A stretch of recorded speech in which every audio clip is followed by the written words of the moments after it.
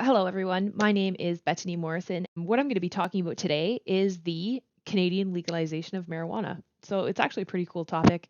Essentially, if we can just take ourselves and imagine right now that Canada is actually poised to legalize marijuana. This is actually going to happen in our lifetime. Not only in our lifetime, it's probably going to happen in the next year. The Ontario government has just designed and released its logo and branding for the new government regulated marijuana distribution stores, aptly named the Ontario Cannabis Store, or the OCS, where you'll be able to walk in and purchase cannabis just like your favorite beer. It'll have all the best hybrids and most potent strains that you've ever seen. No prescription required. And we're following in the footsteps of countries like the Netherlands, Uruguay, and Portugal, where marijuana has largely been embraced socially and is woven into their economy through cafes and shops and other things like that. The stigma in these countries is not one of danger or outrage, but acceptance and enjoyment. And the question that I seem to keep asking myself is, will Canada be able to make the leap from prohibition to social tolerance? Will we be able to find the balance between entertainment and addiction without failing our young people?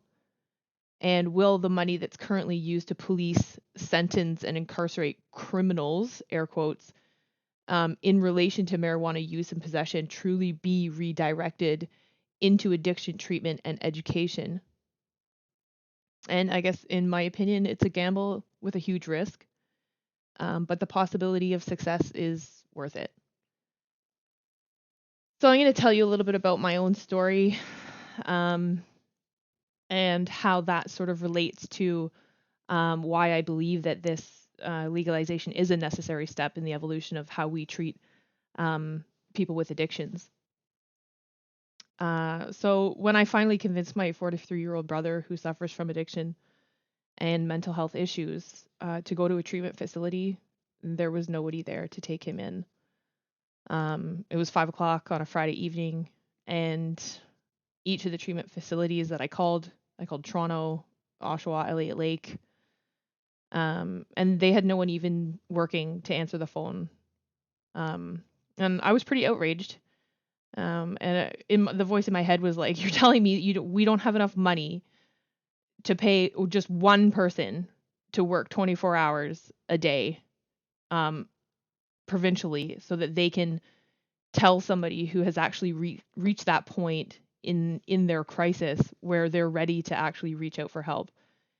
You're telling me that we don't have enough money to have somebody working there so that they have somewhere to actually go, somebody that they can actually talk to on the phone that understands where they're coming from and can direct them to something that they can actually do immediately."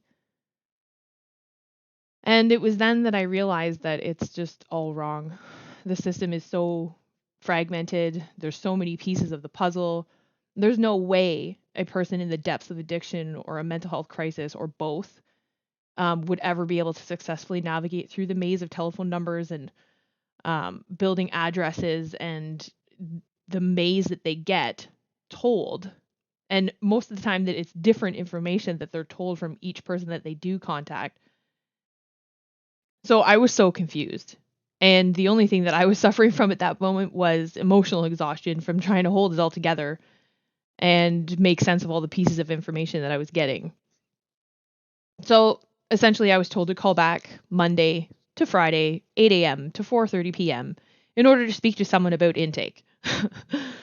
When I called Monday at 10 a.m., I waited on hold for 45 minutes, only be transferred to somebody else, and then somebody else. Finally ended up having to call another number completely.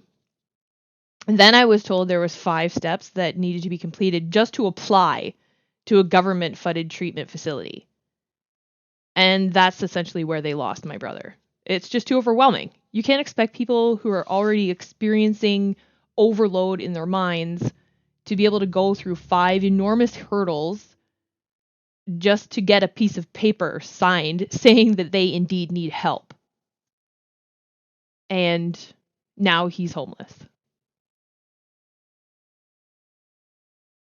So why the province of Ontario should take part in the sales of cannabis, I think,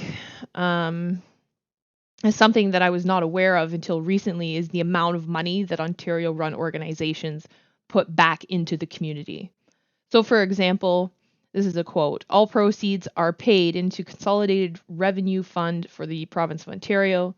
The Ontario Lottery and Gaming Corporations Act directs proceeds from lotteries, OLG casinos, and OLG slots to provincial hospitals, sport, recreational, and cultural activities, and to charitable organizations and nonprofit corporations through the Ontario Trillium Fund." So, if the Ontario cannabis stores do the same and focus the resources on education first, then outreach, then accessible treatment to those already suffering from addiction, I believe that that will have an enormous impact, and it will be an enormous step in the right direction. In order for that to happen, they obviously need to decriminalize it. Why decriminalization is the key to treatment. When the police are able to focus on someone with an addiction as a person with a problem and not a criminal, the opportunity for those individuals to effectively get treatment will increase dramatically. This is a quote from a Maclean's article from 2016, and it says, "The sheer number of Canadians who are busted for possession, trafficking, production, and distribution of the leafy green plant, more than 160 per 100,000 people, dwarfs that of for any other drug, including far more problematic substances like cocaine, heroin, and methamphetamine." I don't think there's any doubt that the enforcement of marijuana laws has been responsible for the overwhelming majority of drug arrests, about 75% of all reported drug crime, says Neil Boyd, a professor of criminology at Simon Fraser University in Burnaby, BC. Boyd adds that legalizing pot would immediately allow police to focus limited resources on more worthwhile endeavors, with resources being funneled into channels that could create a natural feedback loop for people recovering, and then helping them in return. We could end the crisis of isolation and lack of available treatment at the same time. In a book that I just finished reading called Lost Connections by Johann Hari, he discusses the new and emerging thoughts on depression and addiction. He says that our problem is not our brain chemicals, but our habitat and our tribe, that we live unnaturally separate from the earth and our friends.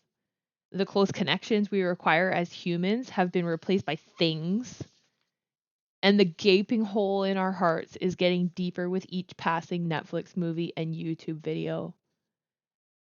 And this separation, along with unfulfilling work and lack of control over our daily work, are the driving forces of depression and anxiety. Then we find something that numbs the pain, makes it bearable, and we do that, which leads to drug addiction. So, in conclusion, although I feel that the issues of addiction are much deeper than we currently understand, we are getting closer. We are starting to see it as a community problem affecting everyone, not a chemical problem affecting an individual. Legalizing a substance that the current criminalization of it takes up far too much time and money of the policing agenda and budget is the first and critical step. When the government now taking the lead on sales and distribution of cannabis, money can now be allocated back into public programs. Now we just need to streamline that money into real and tangible access to treatment for those in need. But as of this moment, a recalibration of our social expectations and a new outlook on addiction and mental health is necessary and long overdue. A step away from pharmaceutical medications is good. Becoming accepting of a temporary natural remedy is better. And starting to ask the real question about why people are having these feelings in the first place is best. And we will get there. It's time to look at how we are feeling not as something to medicate, but as an opportunity to see what our bodies are trying to tell us about how we are living as human beings on this planet. Thank you.